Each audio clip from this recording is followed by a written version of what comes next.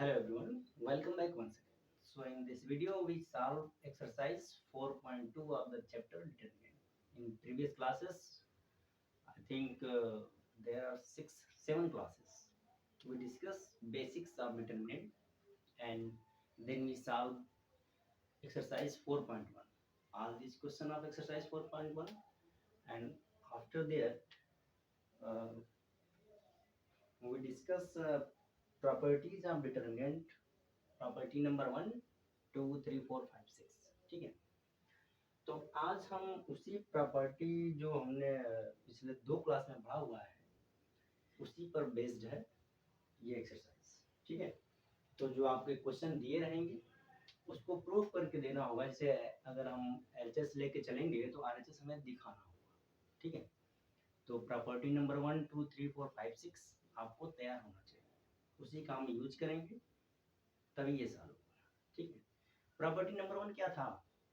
Property number 1 ये था कि अगर कोई डिटरमिनेंट है उसका आप डिटरमिनेंट निकालिए, फाइंड आउट करिए वैल्यू, लेकिन जब उसके रो और कॉलम को इंटरचेंज कर दिए, इसका मतलब अगर in the form of matrix here we can say that we write transpose of the matrix.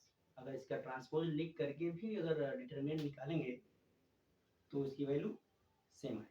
ठीक है, ये था पहली प्रॉपर्टी। दूसरा क्या था कि दूसरे में हमने क्या किया था, अगर कोई रो है, ठीक है, 2 रो और 2 कॉलम, ठीक है, को अगर हम इंटरचेंज करेंगे और उसके बाद जब डिटरमिनेंट निकालेंगे तो उनके साइन में चेंज हो जाएगा। ठीक है, तीसरी प्रॉपर्टी ये थी कि अगर कोई डिटरमिनेंट है जिसके 2 रो और 2 कॉलम अगर आइडेंटिकल हो गए मीन्स, ठीक है, सेम हो गए, ठीक है, तो वो क्या हो जाएगा, उसके डिटरमिनेंट की वैल्यू 0 हो जाएगा। चौथा ये था कि अगर कोई डिटरमिनेंट दिया है, ठीक है, उसके किसी रो में और किसी कॉलम में किसी कांस्टेंट नंबर से अगर हम मल्टीप्लाई करेंगे तो जो डिटरमिनेंट की वैल्यू आनी चाहिए, ठीक है, जो पहले आया है और दूसरे का जो आएगा उसमें भी हमें उसी नंबर से मल्टीप्लाई करना होगा। ठीक है, ये था चौथा। और पांचवा ये था कि अगर कोई डिटरमिनेंट है वो 2 वेरिएबल का इस तरीके से एडिशन में लिखा हुआ है तो हम क्या करेंगे, उसको अलग अलग लिख सकते हैं in the form of addition. ठीक है, और लास्ट था कि अगर कोई डिटरमिनेंट दिया गया है और उसमें हम अगर जो ऑपरेशन है, जैसे अगर हम R1 R2 को मल्टीप्लाई करके किसी नंबर से ऐड करके लिखेंगे तो डिटरमिनेंट की वैल्यू में कोई चेंजिंग नहीं होगा। ठीक है, तो ये था property from 1 to 6 and now here we solve question number 1 of the chapter of the exercise 4.2। देखिए जो इसमें क्वेश्चन नंबर फ्रॉम 1 to 5 लिखा हुआ है उसमें ये लिखा है कि using the what, using the property of determinant, ठीक है, and without expanding, ठीक है, in exercise 1 to 5 prove that, ये लिखा हुआ। ठीक है, आपके पास बुक होगा ही। तो पहला जो क्वेश्चन है मैं वो लिखता हूँ, ठीक है, आप भी लिखिए।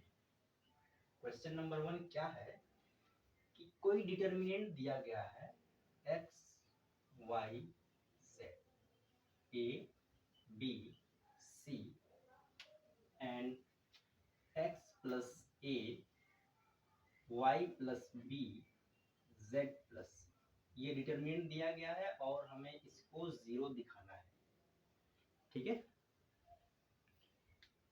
अभी तो हमने सिर्फ क्वेश्चन ही लिखा, इसमें कोई डाउट?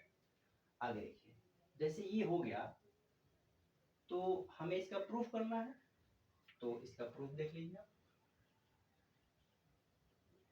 हम लेफ्ट हैंड साइड को लेके चल रहे हैं। ठीक है, क्या करेंगे, लेफ्ट हैंड साइड को हम लेके चल रहे हैं और उसको हम लिखेंगे पहले, क्या है ये, x y z a b c x plus a y plus b z plus। ठीक है, और आप याद करिए कि अभी हमने पिछले वीडियो में डिस्कस किया था कि अगर इस तरीके से कोई लिखा है तो इसको हम 2 डिटरमिनेंट में ब्रेक कर सकते हैं। तो here we use what, property number 5। ठीक है, by using property number 5 here we can write what, X Y Z A B C and X Y plus x y z. Here we write C1 and C2 as it is, and then A B C. ये कैसे लिख दिया? यहाँ पर आप mention कर सकते हैं यूजिंग प्रॉपर्टी नंबर 5. ठीक है, यूजिंग प्रॉपर्टी 5. ठीक है, अगर आप लोगों ने ये प्रॉपर्टी का वीडियो देखा नहीं है तो इसलिए उस पे थंबनेल लगा हुआ है. आई थिंक 7 नंबर वीडियो है, आप एक बार देख लीजिएगा. ठीक है, उसको देख लीजिए, उसमें पूरी प्रॉपर्टी डिस्कस किया गया है जिससे आपको. अब हमने प्रॉपर्टी नंबर 5 का यूज कर दिया है. अब आगे आइए, इस डिटरमिनेंट की वैल्यू हम इसको एक्सपेंड करके भी निकाल सकते हैं, लेकिन इसने ऑलरेडी कह रखा है कि हमें एक्सपेंड नहीं करना. ठीक है, और प्रॉपर्टी का यूज करके इसको प्रूफ करना है.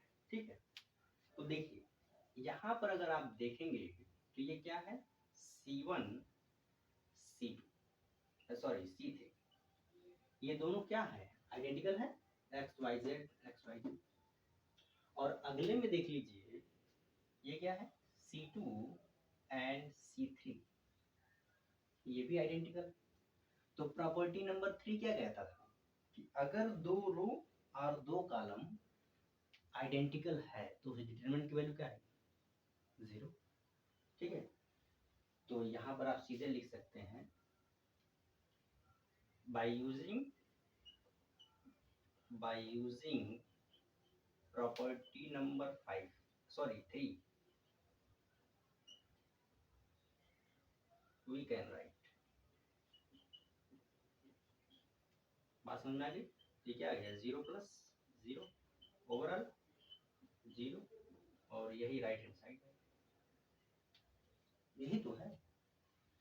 अगर आप एक्सपेंड करते, सोचिए अगर आप इसको एक्सपेंड करते तो क्या इतना जल्दी इतना आसानी से आपको आंसर मिल जाता? तो ये किसके हेल्प से हो रहा है, किसके हेल्प से हो रहा है ये? तो जो हमने properties of determinant in previous 2 classes we discuss, उसी की हेल्प से हो रहा है. ठीक है, इसमें कोई डाउट? ठीक है, अब ये तो हो गया, इसमें कितनी प्रॉपर्टी यूज हुई है, property number 5 number 1 and number 2. 2 property का हमने यूज किया है और इस डिटरमिनेंट को बिना ओपन किए हमने प्रूफ कर दिया है. ठीक है, आप भी कर सकते हैं अगर आपको प्रॉपर्टी क्लियर है तो. नहीं क्लियर है तो नहीं कर पाएंगे, सीधा सीधा. ठीक है, तो कोई विशेष नहीं है, आप ध्यान रखिए प्रॉपर्टी को. देखिए जब तक अगर आप प्रॉपर्टी पहले तो लिख लीजिए, फिर उस पर छोटा छोटा, जैसे हमने ये 3x3 का डिटरमिनेंट लिया है, आप 2x2 का ले लीजिए. ठीक है, अब देखिए अब 3x3 क्या है, 2x2 क्या है, तो इसके लिए आप जो मैट्रिक्स का पूरा चैप्टर हमने जो डिस्कस कराया है, पूरा कंप्लीट आपका मैट्रिक्स है, आप उसको देख सकते हैं. और फिर उसके बाद आप डिटरमिनेंट देखिए. हर एक चैप्टर को पढ़ाने का जो क्या है कि सीक्वेंस होता है ना. हमने पहले सॉरी हमने पहले क्या किया था पहले डिटरमिनेंट डिस्कस किया था, सॉरी मैट्रिक्स डिस्कस किया था, और उसका ऑर्डर क्या होता है, उसमें कॉलम कौन है, रो क्या है. ठीक है, उसके जो है कि ऑर्डर ऑफ द मैट्रिक्स क्या होता है. ठीक है, ये सब डिस्कस किया था, कितने एलिमेंट होंगे ये सब है उसमें, और आप उसको 1 बाय 1 प्लेलिस्ट में जाके देख सकते हैं. ठीक है, तो क्वेश्चन नंबर 2 आई होप आपको समझ में आ गया होगा. इसमें कोई डाउट है क्या? चलिए अगला क्वेश्चन देखते हैं. अगला क्वेश्चन अच्छा है, उसमें भी हम प्रॉपर्टी का यूज करेंगे. ठीक है, तो ये डिटरमिनेंट चैप्टर आपका चल रहा है. अगर कोई क्वेरी हो तो आप कमेंट कर सकते हैं.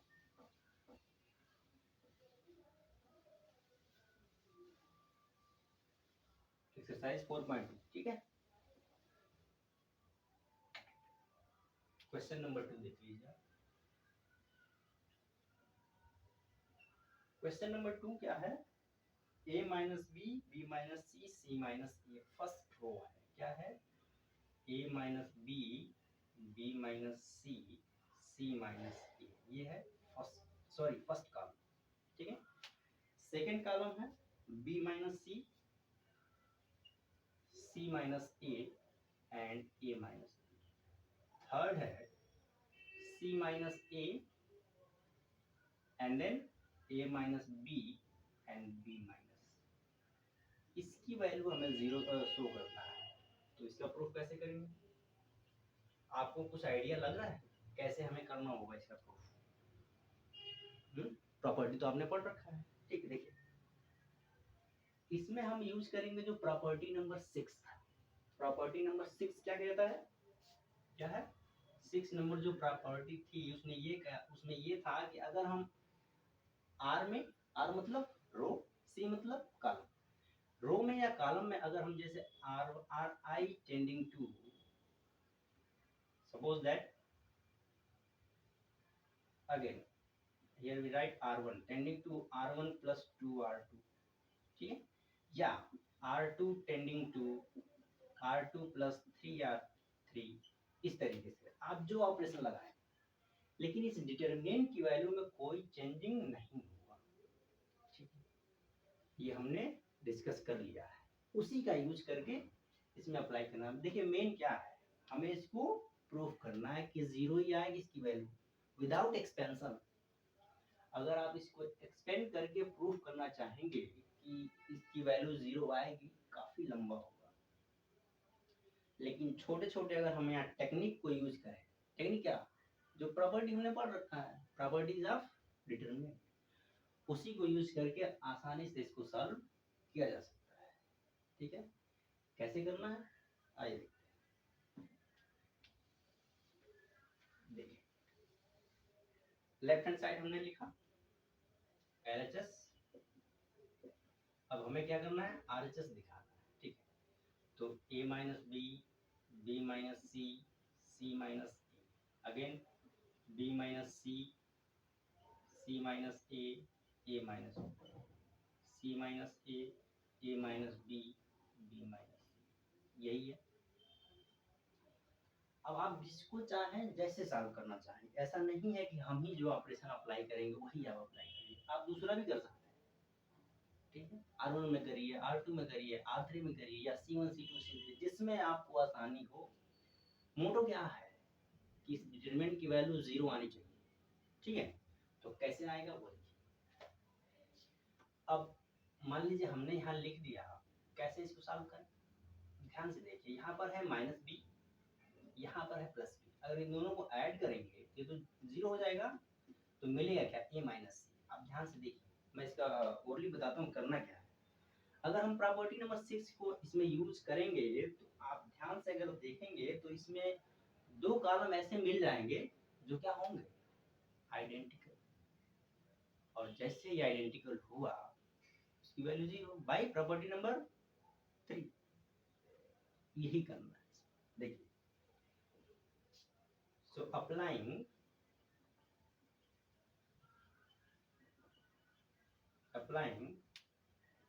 C1 tending to C1 plus C2,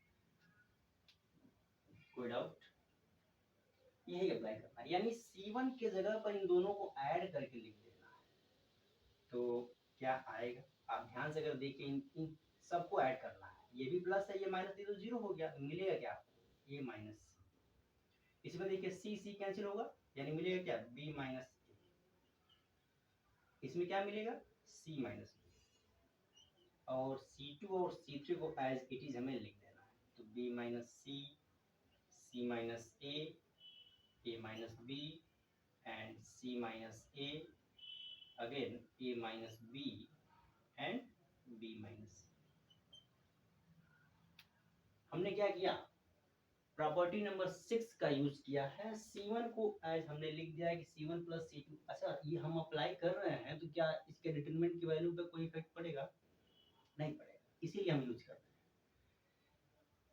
इसको हम एग्जांपल की हेल्प से आपको प्रॉपर्टी नंबर 6 जब कराए थे तो हमने उसमें बताया था, ठीक है।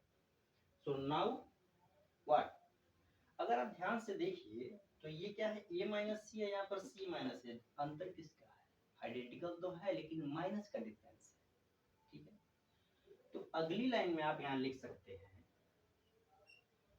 डिटरमिनेंट के बाहर आप लगाइए क्या, माइनस ऑफ 1, ठीक है, -1, और C3 में मल्टीप्लाई, अच्छा ऐसे ना करके आप ऐसे कर दीजिए, कैसे, यहाँ पर भी आप लिख सकते हैं अप्लाइंग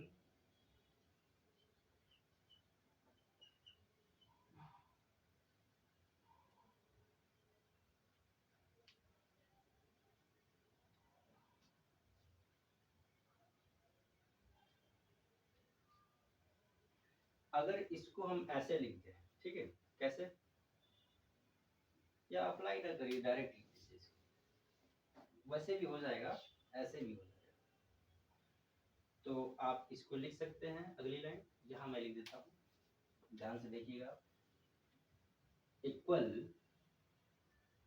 a माइनस सी को हम क्या लिख सकते हैं, minus of c minus a, ठीक है, और ये क्या हो जाएगा, minus of a minus b, और ये क्या हो जाएगा, minus of b minus c, फिर ये क्या है, b minus c, c minus a minus b, इधर भी है c minus a minus b, b minus, ठीक, कुछ हमने किया है क्या, कुछ नहीं किया, माइनस को हमने बाहर करके लिख दिया, ठीक है। अब अगर आप देखिए C1 और C3 क्या है, आइडेंटिकल है, आइडेंटिकल का मतलब क्या, एक दूसरे की ये प्रोपोर्शनल है, ठीक है। अगर हम इसको देखिए, अगर क्या है कि जब भी आइडेंटिकल होते हैं, अगर C1 C2 C3 में कोई दो, R1 R2 R3 में कोई दो, तो उसकी वैल्यू क्या आती है, 0 आती है, बाय प्रॉपर्टी नंबर 3। तो आप इसको सीधे लिख सकते हैं 0 बाय प्रॉपर्टी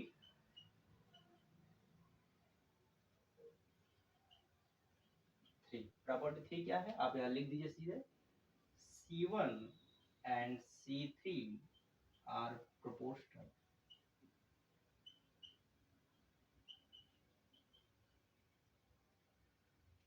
ठीक है। तो हम, और यही क्या है आपका राइट हैंड साइड, यही तो शो करना था, देखिए कितना सिंपल है। अगर आप इसको ओपन कर दे तो इसका कैलकुलेशन कितना लंबा होगा,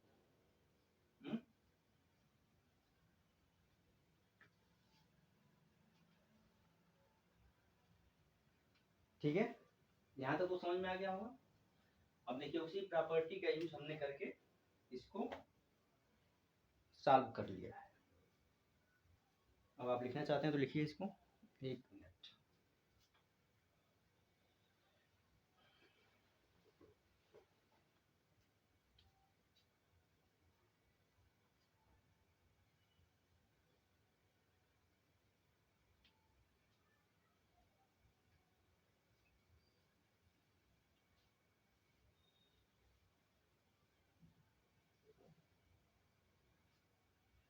ठीक है, यहाँ तक समझ में आया।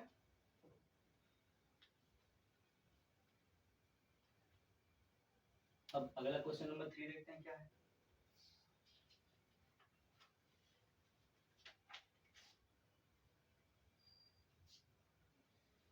क्वेश्चन नंबर 3,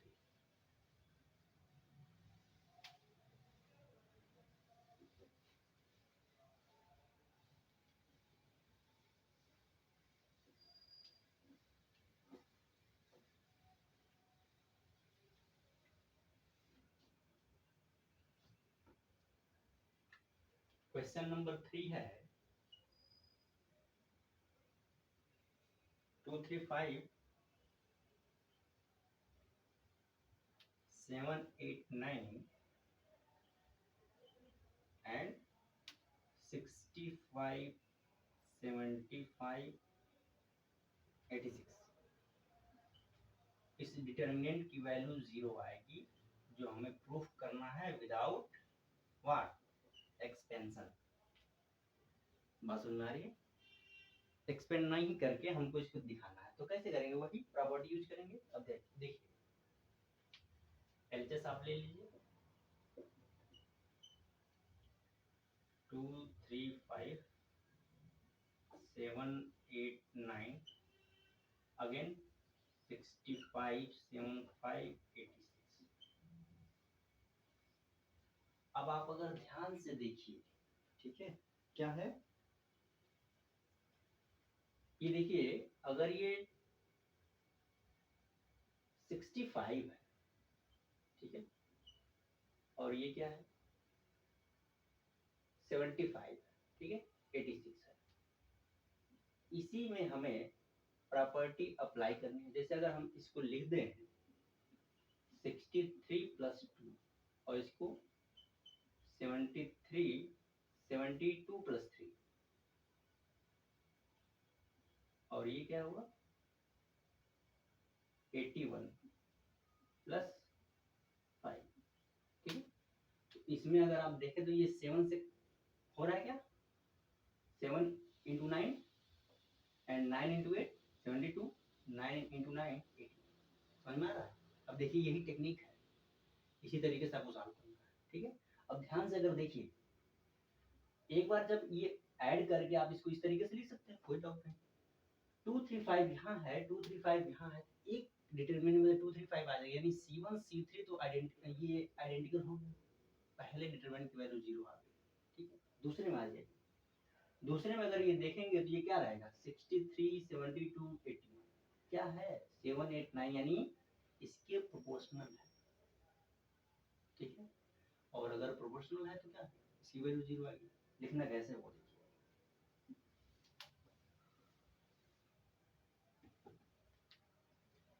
इसको हम लिख सकते हैं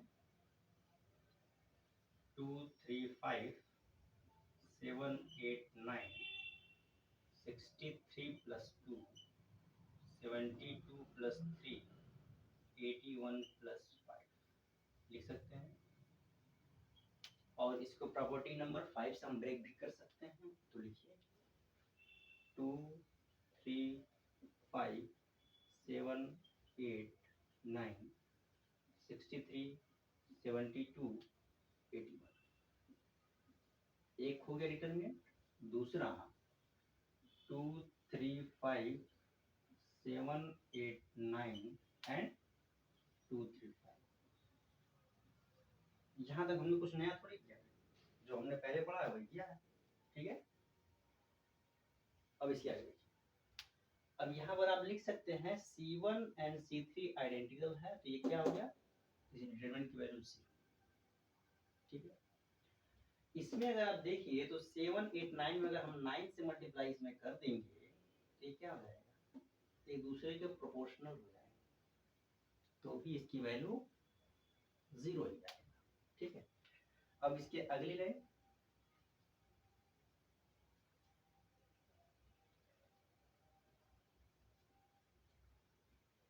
इसकी वैल्यू 0 आ गई। अब इसको लिख लीजिए 2 3 5 7 8 9 और इसको लिख सकते हैं 7 इंटू 9 8 इंटू 9 9, इसकी वैल्यू 0 आ गई। इसका मतलब क्यों, सेकेंड वाले में आप लिख सकते हैं C1 and C3 are identical, ठीक है। अब इसमें क्या लिखेंगे आप इक्वल 0, क्यों Y C2 and C3 are proportional,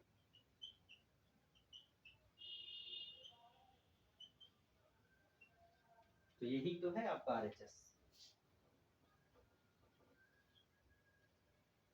ठीक है। यहाँ तक कोई डाउट हो तो हम बताओ। देखो कितना सिंपल है, प्रॉपर्टी हमें पता है और हम क्वेश्चन को आसानी से सॉल्व करते चल रहे हैं, ठीक है, ठीक है।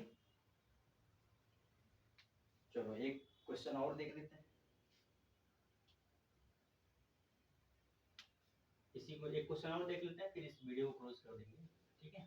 काफी लंबा नहीं होगा, अप्रॉक्स 30 मिनट का रहेगा, ठीक है। आपने देख लिया है इसको, आप वीडियो को पॉज करके भी नोट कर सकते हैं। यू कैन राइट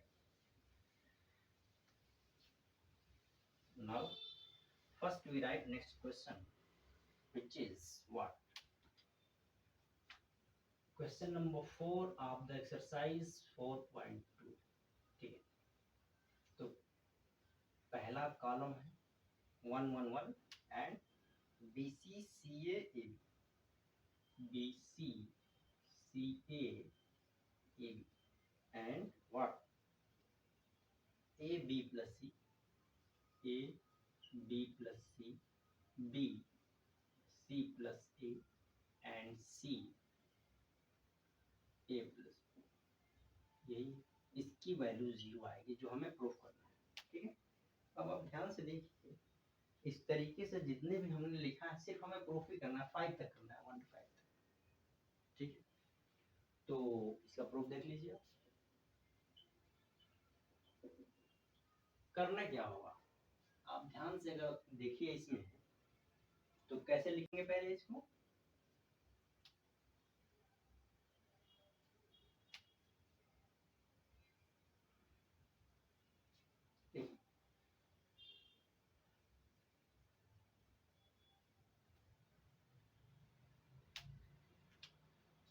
पहले क्या करिए,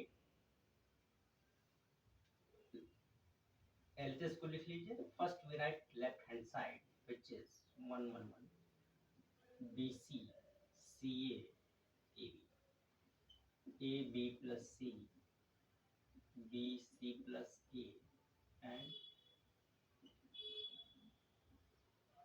applying what? C3 tending to C3 plus C2। इसको इसमें हम ऐड करके लिख रहे हैं। ठीक है, करेंगे क्यों ऐसा, देखिए कैसे। अगर हम मल्टीप्लाई करके लिखेंगे तो मिलेगा क्या हमें, ये तो 1 1 1 ही रहेगा और ये BC CA AB ही रहेगा, लेकिन यहाँ इसको मल्टीप्लाई करेंगे तो क्या आएगा, AB AC BC, यानी क्या, BC plus AB plus AC, और अगले का क्या आएगा, CA plus BC plus AB, और ये क्या आएगा, AB plus CA plus CB। ठीक है, अगर आप ध्यान से देखिए तो क्या ये AB plus BC plus CA नहीं हर जगह है, तो यहाँ से C1 और C3 क्या हो गया, अगर इसको कॉमन ले लीजिए, ठीक है, तो ये क्या हो जाएगा, आइडेंटिकल नहीं होगा,